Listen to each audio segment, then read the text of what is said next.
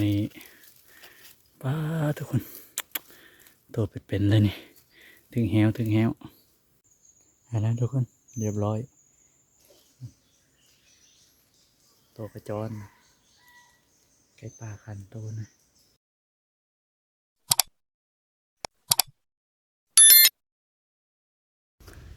กับทักทายสบายดีและสวัสดีทุกคนวันนี้บ่าวแก้วขึ้นมาภูกับไม้สองคนเนาะหายบ่าวแก้วอยู่กำลังตอนนี้บ่าวแก้วขึ้นมาแล้วทุกคนมีสิขึ้นนอนอยู่เทิงนะทุกคนเนาะเราลุ้นทั้งส้มกันว่าสิได้ยังมันไปกันเลยทุกคนไปแล้วทุกคนนี่แค่ป้าแล้วบ่ได้ทุกคนเลยโกนเปื้อเลยโอ้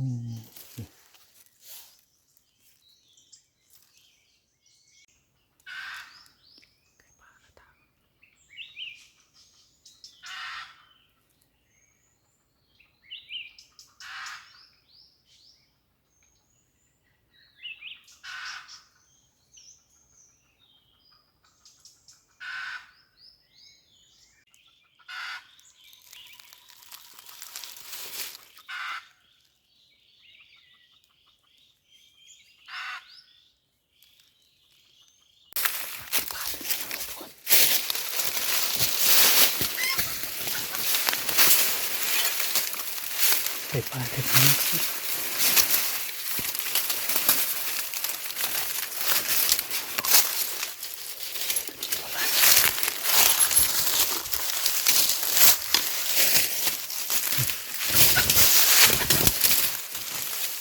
เสือ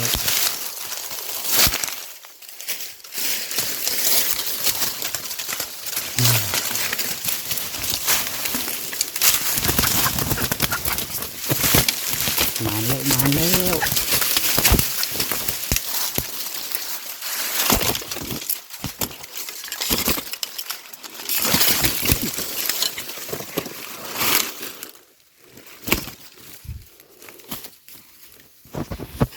นี่ป้าทุกคนตัวเป็นเลยนี่ถึงแหวเดี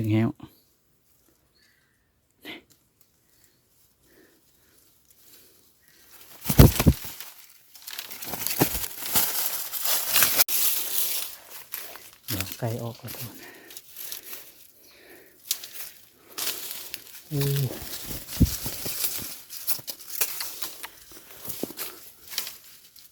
เป็นไงนะ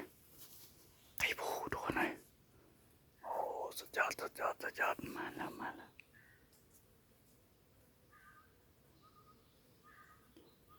เสียงกระตากทุกคนนะลั่น2-3 ทางหมดนะเอาไก่ออกก็ได้ทุกคนนะทุกคนนี่ไก่เห็นแต่คนบ่ได้ซ้ำไปเลยโอ้ย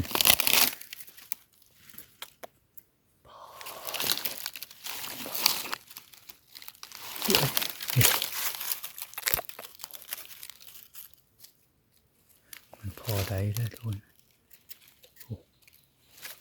คนอันนั้นทุกคนเรียบร้อยนกกระปืดนะทุกคนนะตัวพวกใหญ่นะทุกคนโอ้ตัวใหญ่ขนาดตัวไหนได้ทั้งไก่ป่าแล้วก็นกกระปืดตัวนะใหญ่ขนาดนี้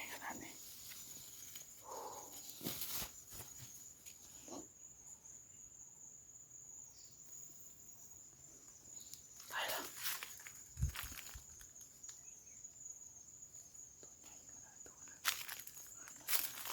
ตอนนี้ยังไม่ได้กลับทุกคนนะ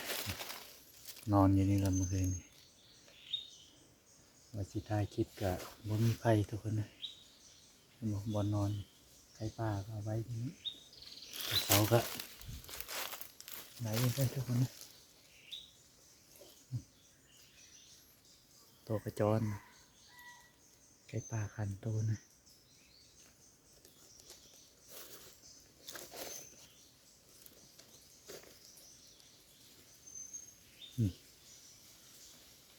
นกตัวนี้นกที่ยิงว่านี่นกกระปืน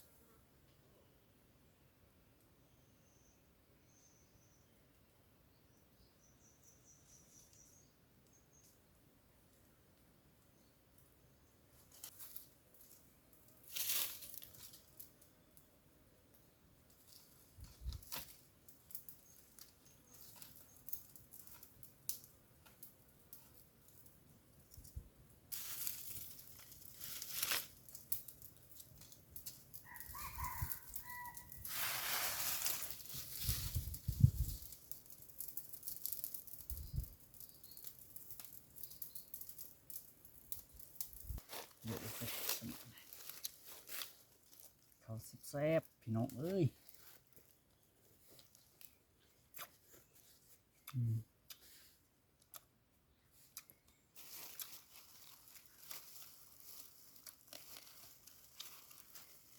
มันเป็นตัวบาโต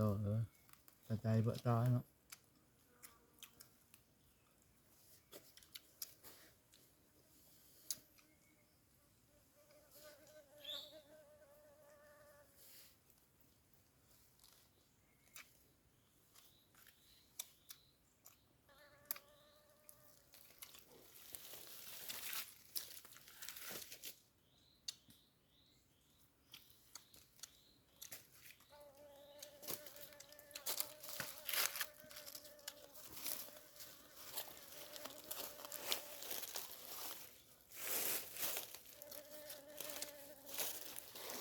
อันนี้ยิบเบิ้ลอย่างนั้นด้วยที่อีกไว้ก็ยิบ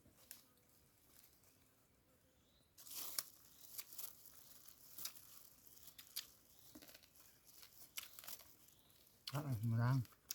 โอ้มันchạy á mình chạm rồi đó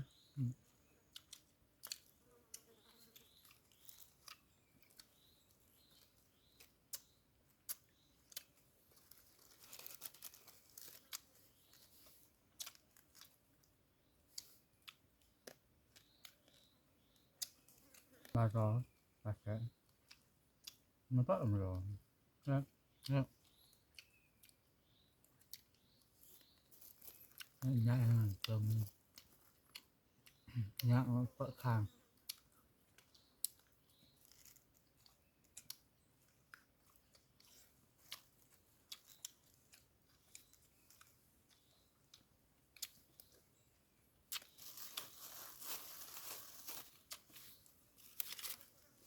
rồi vợ chua qua hả vợ chua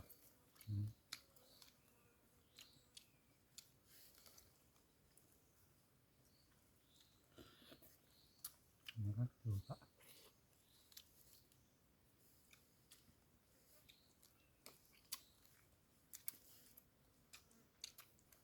nó ở kìm là con thi sẽ là giữ